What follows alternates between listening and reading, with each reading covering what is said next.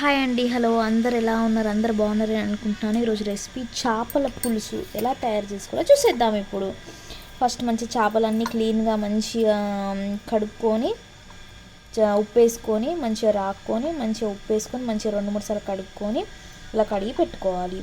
ఇప్పుడు ఇందులో ఇంగ్రీడియంట్స్ ఏం వేసుకోవాలో చూసేద్దాం. ఇప్పుడు అల్లం పేస్ట్ వేసుకోవాలి.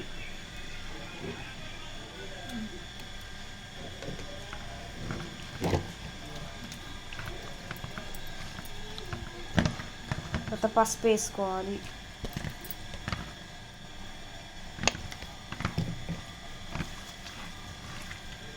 తర్వాత ఉప్పు వేసుకోవాలి.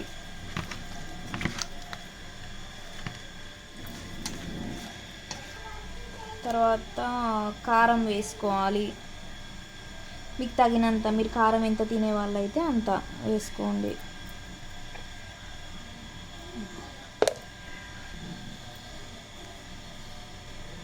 ఇప్పుడు ఇది ధనియాలు, మెంతులు, జీలకర్ర వేయించుకొని పట్టుకున్న పొడి, జీలకర్ర మెంతుల పొడి అన్నట్టు ఇది చేపల కూరలో వాడతారు. సో ఈ పొడి వేసుకోవాలి. ఇప్పుడు వేసుకున్నాం కదా, బాగా కలుపుకోవాలి.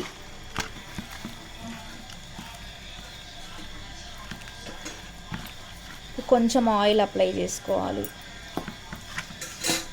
ఇప్పుడు మంచిగా చేపలకి ఈ పసుపు, ఉప్పు, కారం అనేది మంచిగా పట్టేంత వరకు మంచిగా కలుపుకోవాలన్నట్టు.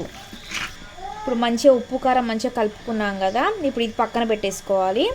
ఇప్పుడు ఒక గిన్నె తీసుకోవాలి. మంచిగా గిన్నె తీసుకొని మంచిగా గిన్నెలో మంచిగా ఆయిల్ పోసుకోవాలి. ఆయిల్ మంచిగా హీట్ అవ్వనివ్వాలి. ఆయిల్ మంచిగా హీట్ అయిపోయింది. ఇప్పుడు ఉల్లిగడ్డ, పచ్చిమిర్చి వేసుకోవాలి. వేసుకున్నాక ఒకసారి బాగా కలబెట్టుకోవాలి. కొంచెం కొత్తిమీర వేసేసుకుందాం. ఇప్పుడు మంచిగా వేగిపోయినాయి కదా ఉల్లిగడ్డ, పచ్చిమిర్చి, కొంచెం పసుపు వేసుకోవాలి. కలుపుకోవాలి. ఉల్లిగడ్డలు మంచిగా వేగిపోయినాయి కదా, చేప ముక్కలు అనేది ఇందులో వేసేసుకోవాలి.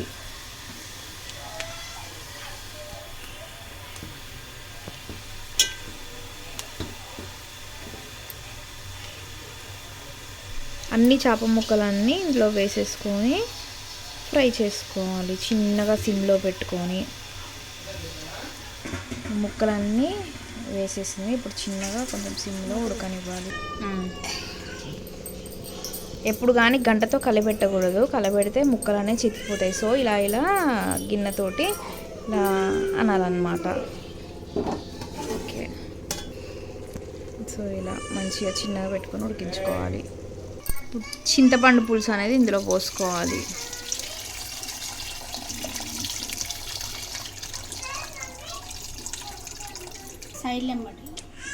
చింతపండు పులుసు పోసుకున్నాం కదా, ఇప్పుడు కొన్ని వాటర్ యాడ్ చేసుకున్నాం. ఓన్లీ సైడ్ తోటి ఇలా కలపాలి. ఉప్పు కొంచెం అయితే చూసుకొని తగినంత సాల్ట్ వేసేసుకోండి. వేసేసుకొని ఇప్పుడు పులుసు అనేది బాగా మరిగించాలి. కొత్తిమీర వేసేసుకోండి.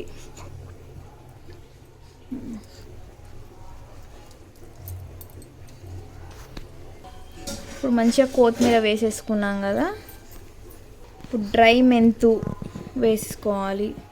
కస్తూరి మేతి వేసుకోవాలి. ఈ చేపల కూరలో ఈ కస్తూరి మేతి వేస్తే చాలా టేస్టీగా ఉంటుంది. ఇలా మంచిగా కలుపుకోవాలి.